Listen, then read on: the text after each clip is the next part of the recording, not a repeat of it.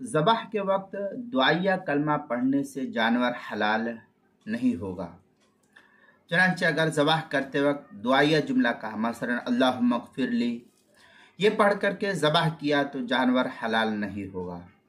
کیونکہ یہ خالص اللہ کا ذکر نہیں ہے، بلکہ اس میں سوال کی طرف آمیزش ہے، جبکہ ذبح کی صحت کے لیے فقہاء نے یہ شرط لگایا ہے کہ خالص ذکر ہو، اور خالص ذکر کا ہونا یہ ضروری ہے، لہذا اللہم اغفر لی کہنے سے جانور کا ذبیحہ حلال نہیں ہوگا۔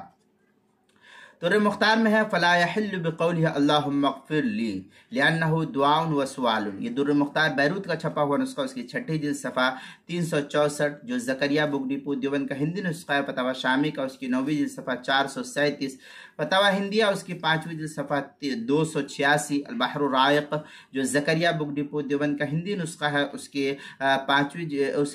9ویں جلد صفحہ 309، فتاوی تاتار خانیہ جو زکریا بک ڈپو دیوبند کا ہندی نسخہ ہے، اس کے 17ویں جلد صفحہ 398، کتاب المسائل اس کی